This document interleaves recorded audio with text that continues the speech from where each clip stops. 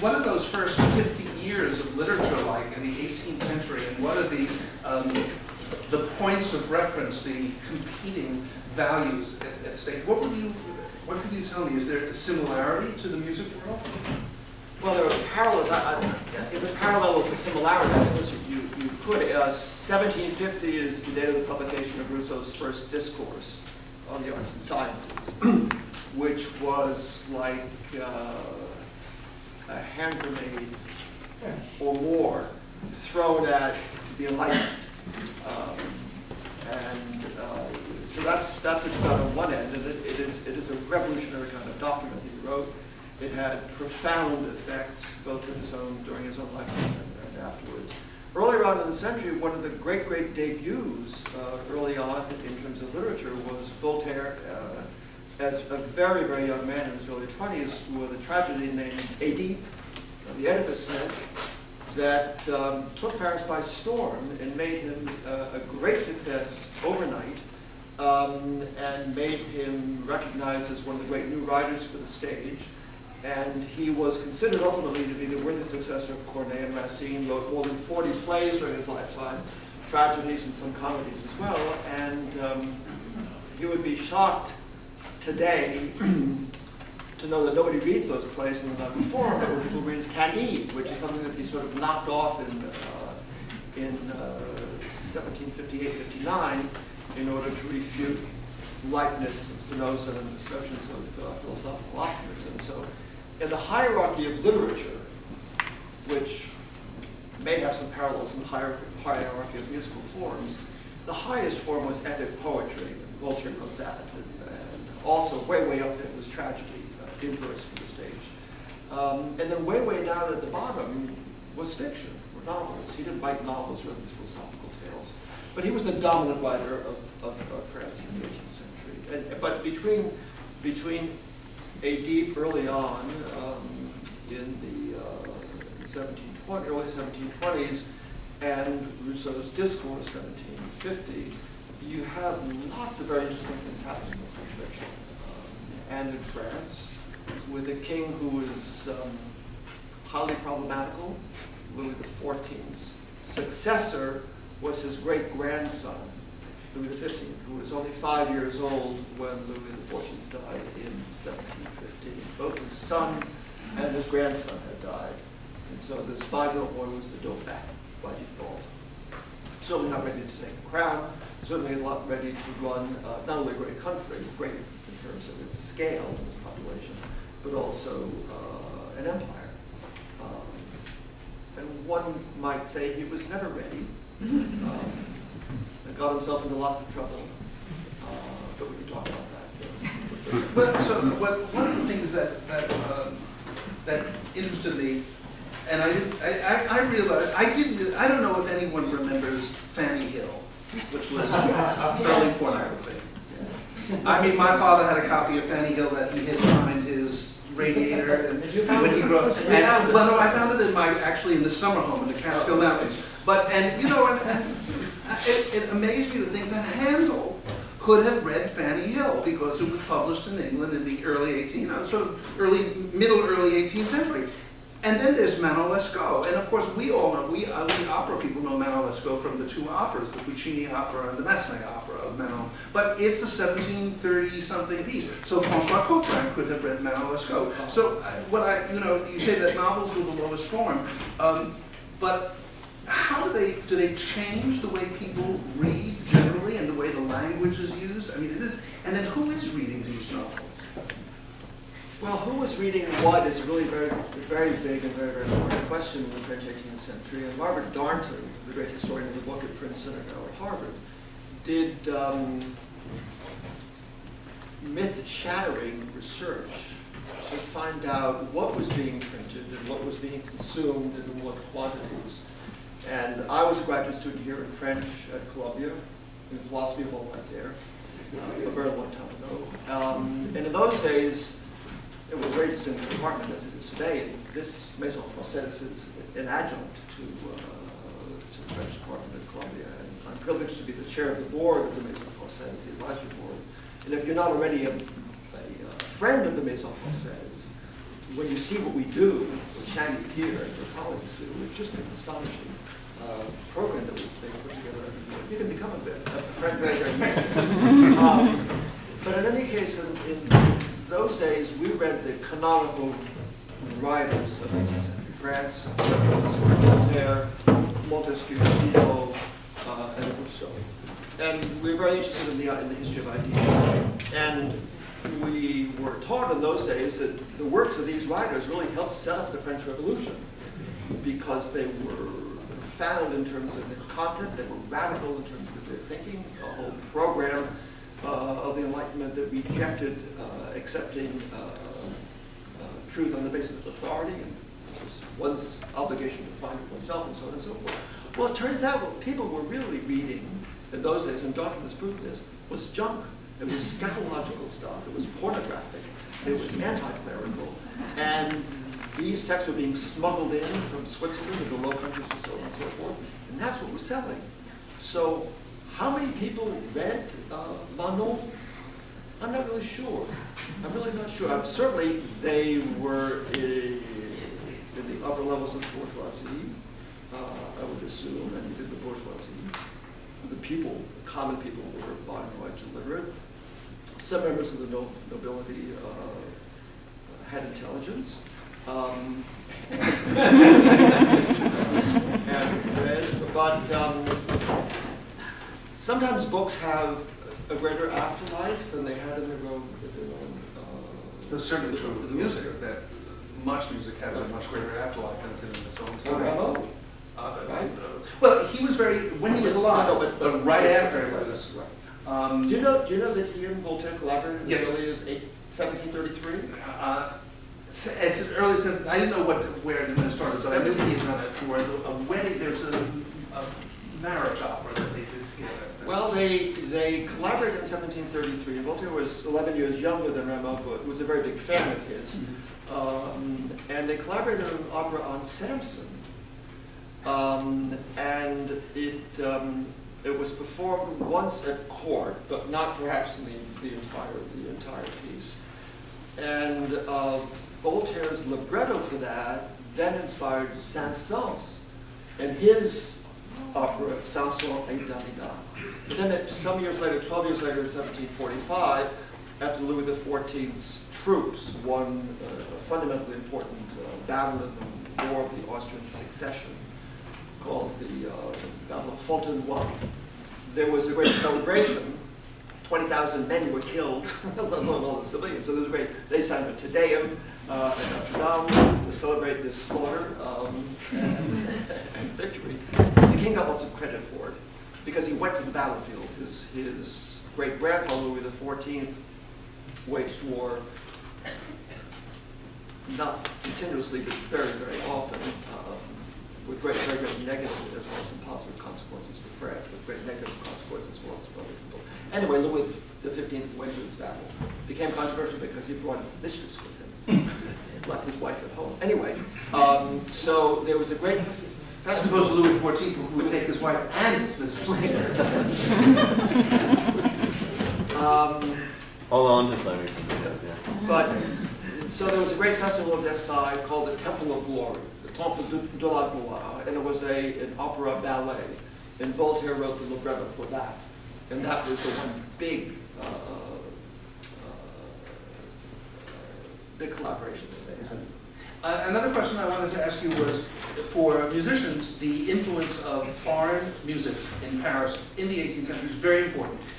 Always a cause of great consternation and battle, but the first major influence comes from the Italians, and particularly Corelli at the very beginning of the century, 1690, 1700, and then Vivaldi, and then Pergolesi with the Serva Padrona, which is, actually, it's a rock in the Dutch pond of opera. Well, but that later, but so Italian is major, and then the Germans come in with Gluck and also Schubert and Stamitz. But is there, I started reading, as I had said to you, a little bit of Candide in translation again, because I think in so many ways the kind of brutality of telling of things reminded me of like Tom Jones or certain English things. And what are there foreign influences in literature? It's harder because you have different languages, but are there English writers or Italian writers or whatever who are affecting the way people think about what they write and how they write? Yes, lots of them. I think in terms of profound effect on the way that one saw the world, the most important writers, certainly for Voltaire, writers, thinkers, were Locke and Isaac Newton. And it was Voltaire who popularized Newtonian physics on the continent, and his lover, Madame Chapelain, popularized Newtonian mathematics. But it was Lockean epistemology that Voltaire used very, very skillfully in one of his greatest books, a very short one early on in his career, called the Philosophical Letters and the Letters on the English Nation, because he had spent close to 3 years in exile, 1726 to 29 in England. And England seemed to be the opposite of everything that France was, in all different kinds of ways. So in France it was a state religion, in England there were a multiplicity of religions. In France the nobility were forbidden to work, and in England members of the nobility were people of commerce and business and so on and so forth. But it was Locke who taught Voltaire how to structure the rejection of the church, of handed-down truths, of superstition, of all these other kinds of things that became fundamental to the definition of the French Enlightenment. So there was in terms of the history of ideas, not so much the history of literary narration. Those are sort of fundamental. Voltaire did see Shakespeare's plays while he was in London. He called them a barbarian of genius. Why? Because there were working class people on the stage, there were dead bodies and everything else. And the plays took place over many, the action of the plays took place over many days or years, whereas in France everything had to be within 24 hours, or actually more specifically, the time of the production itself. But then he went on to rewrite or write plays inspired by Shakespeare. So there was an enormous amount of sharing of ideas, of information, of genres, of styles, of subject matters, and so forth, between England and France, but also Italy to some extent as well. So it's another parallel with music, I guess. I don't know that once you have the parallels that are Exactly. going across. I don't know if, in terms of the printing, when Rameau would publish his harpsichord music, for instance, it was done on a plate, on a copper plate. And that copper plate was capable of doing 200 impressions before it was worn out. And usually when they would do a printing, they would maybe do 25 or 30. And then they would finish doing the plate, and then if it were popular enough, they would redo plates. So we have music in several different versions, but the idea of a successful publication with wildly successful sales has nothing to do with what we think of today. And in many cases, in those Marchand harpsichord pieces, I think there's one copy in the world of the printed volume, because maybe there were 150 that were made at all. In the printing of books, was it?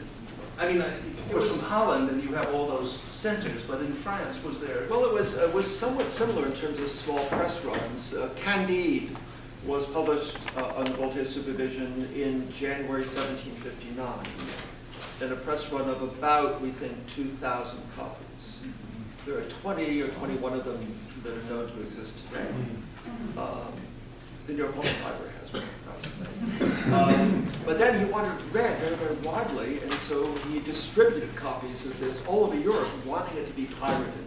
So in that year, 1759, the year of his publication, there were 16 other editions published, none of them with his permission. But there was no such thing as royalties anyway, and he was phenomenally rich, so he didn't worry about the money, but he wanted people to read it. And then there were diarists who say that within 2 months of its publication, there were 20,000 copies circulating in Paris. Now, I doubt there were that many. That seems enormous. Well, it was an instant bestseller, but bestseller, the scale is very, very different from what it is today. And the reading public was considerably smaller, but that kind of a book had a powerful impact. One last question is that as we go through this, the last of our programs is going to be talking about the rediscovery of 18th century music and art and certain cultural things at the end of the 19th century with the Goncourt and Franco-Prussian War and the wanting to reconnect with a Frenchness which seems to have been lost. When you look over the 18th century, is there something which seems to be there and which kind of disappears and then comes back? The way there is in the music, the Rameau disappear, and then Debussy and Ravel buy into that. Is there in some, well, I'm thinking of some poets like Verlaine who writes Fête Galante, these poems. Is there a kind of letting go of 18th century literary culture which then becomes popular again, or does it always remain an important part of a writer's mind? Well, the great aesthetic revolution is the Romantic Revolution that stands in sharp counterposition in almost every way to the classicism of the French 18th century. So there's a sharp break. Could you say that classicism ever comes back after Romanticism?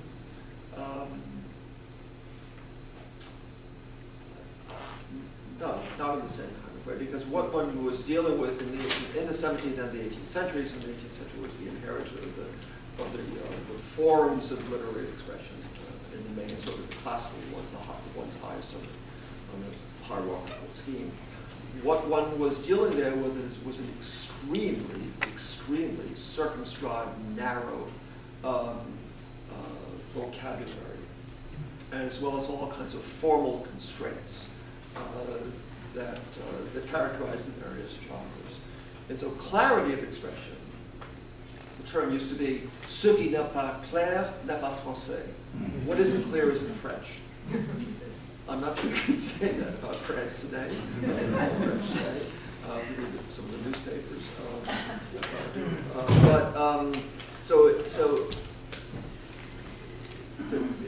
It's about control. It's about control of passions, control of expression, control of vocabulary, control of form, and so on and so forth.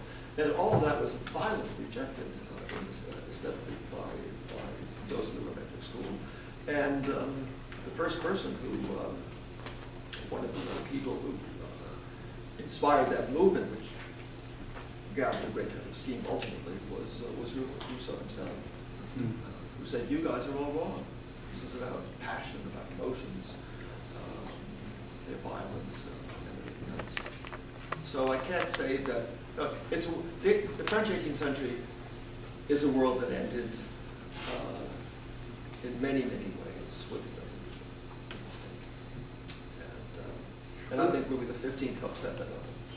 It's interesting because in music, when we look at Debussy and Ravel and the songwriters and people around them, it's not the same thing as Couperin and Rameau. It is so completely tuned into the kind of sensuousness more important than the structure of German art, which they had gotten from Mozart and Haydn, that there really is a return to those kind of aesthetics. If we look at someone like Renoir and Boucher, we see such a close relationship to the kind of voluptuousness of both of those people, which had been rejected for so many years. And so for harpsichordists, actually for harpsichordists, the last piece of music that Debussy was writing was a quartet with harpsichord, which he never finished. That's a great tragedy for us. Thank you for putting that